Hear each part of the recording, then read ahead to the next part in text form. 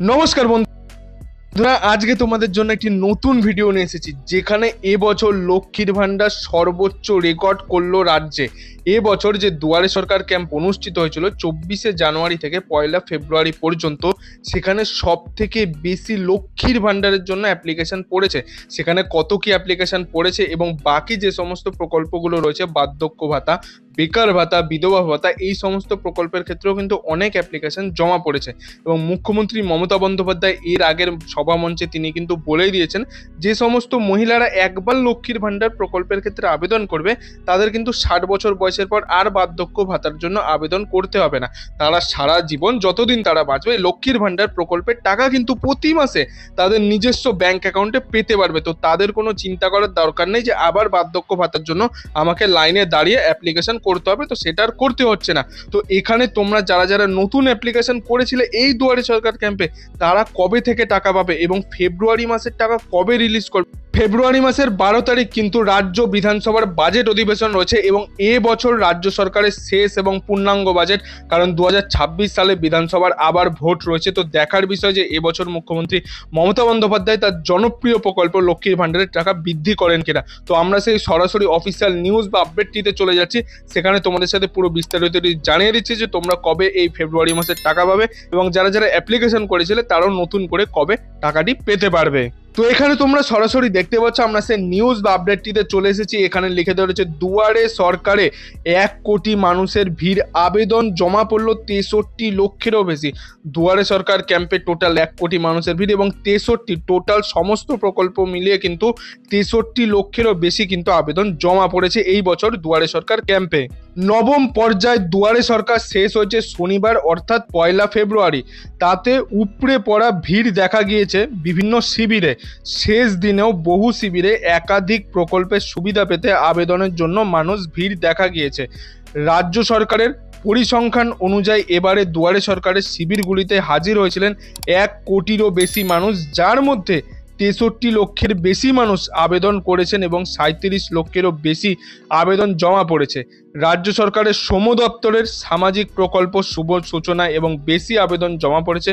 শ্রম প্রকল্পগুলিতে বেশি আবেদন জমা পড়েছে এবং সামাজিক সুরক্ষা প্রকল্প যোজনাগুলি যেগুলি রয়েছে, এছাড়াও লক্ষ্মীর ভান্ডারের কয়েক লক্ষ আবেদন এই বছরে জমা পড়েছে। এবং দুয়ারে সরকারের শেষ দিনে বেশ কয়েকটি ক্যাম্পে প্রদর্শন করে মুখ্য সচিব মনোজ পন্থ। তিনি এদিন রাজারহাট দুয়ারে সরকার ক্যাম্প প্রদর্শন করেন। 24শে জানুয়ারি থেকে শুরু হয়েছিল নবম পর্যায়ের দুয়ারে সরকার ক্যাম্প এবং শেষ হয়েছে শনিবার। রাজ্য সরকারের নির্দেশ অনুযায়ী দ্রুত এই আবেদনের ভিত্তিতে পরিষেবাও প্রদান করতে হবে। যে সমস্ত আবেদন জমা পড়েছে তা 28শে ফেব্রুয়ারির মধ্যে যাচাই পরিষেবা প্রদান করতে হবে। মানে এই যে ফেব্রুয়ারি মাসের 28 তারিখ পর্যন্ত, এই মাসের মধ্যেই কিন্তু তোমাদের সমস্ত যাচাই পর্ব কমপ্লিট করে আশা করা যায় যে তোমরা যারা যারা অ্যাপ্লিকেশন করেছিলে মার্চ বা এপ্রিল মাস থেকে তোমরা এর টাকা পেতে শুরু করবে। সরকারি সূত্রে রীতিমধ্যেই এই প্রক্রিয়া শুরু হয়েছে, অর্থাৎ সেই তথ্য অনুযায়ী এবার দুয়ারে সরকার 3 লক্ষেরও বেশি লক্ষ্মীর ভান্ডারের আবেদন জমা পড়েছে।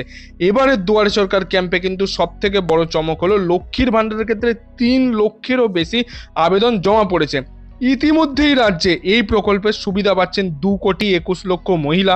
এর পাশাপাশি পাহাড়ে এবারও অন্যান্য বারের চেয়ে লক্ষ্মীর ভান্ডারের বেশি আবেদন জমা পড়েছে, সেই সংখ্যাটা 10,000-এরও ছাড়িয়ে গিয়েছে।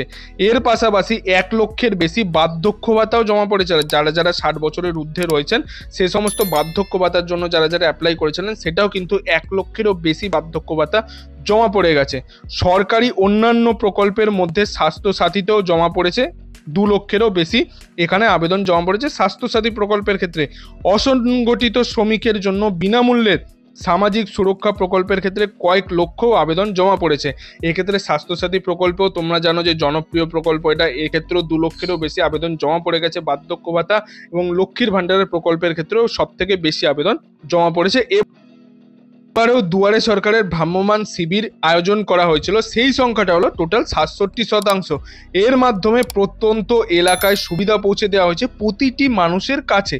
অন্যবারকে পিছনে ফেলে এবার প্রতি সেকেন্ডে দুয়ারে সরকারের নাম লিখেছেন 11 জন মানুষ। এবারে দুয়ারে সরকার শিবিরে মোট 37টি প্রকল্পের সুবিধা পাওয়ার জন্য আবেদন করেছে মানুষ। তোমরা সবাই জানো যে মুখ্যমন্ত্রী মমতা বন্দ্যোপাধ্যায় তার নিজস্ব সভামঞ্চ থেকে বলেছিল তার টোটাল 37টি প্রকল্প রয়েছে এই রাজ্যের ক্ষেত্রে। এবং শুধু তাই নয়, পরিষেবা দেওয়ার ক্ষেত্রে কোনো কাটমানি চাইলে কড়া পদক্ষেপ নেওয়া হবে বলেও রাজ্য সরকারের তরফ থেকে হুঁশিয়ারি দেওয়া হয়েছে। এবং যে সমস্ত প্রকল্পের টাকা বাংলার মা বোনেরা পাচ্ছে এবং বাকি সমস্ত মানুষেরা পাচ্ছে, শ্রমিকরা পাচ্ছে, ঠিক আছে। এবং সেক্ষেত্রে যদি কোনো পার্টির কোনো ব্যক্তি যদি কাটমানি চায় সেখান থেকে, সেক্ষেত্রে রাজ্য সরকার কিন্তু তার পদক্ষেপ নেবে বলে সেরকমটা এক্ষেত্রে জানানো।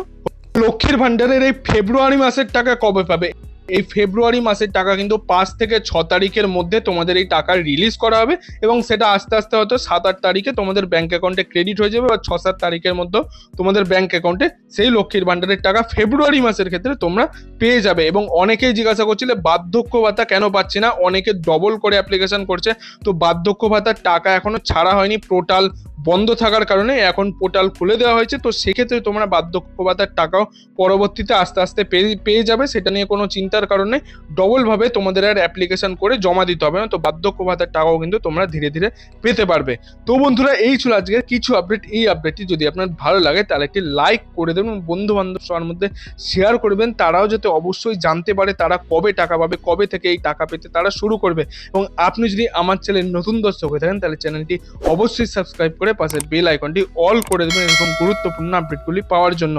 এতক্ষণ ভিডিওটি দেখার জন্য আপনাদের সবাইকে অসংখ্য ধন্যবাদ।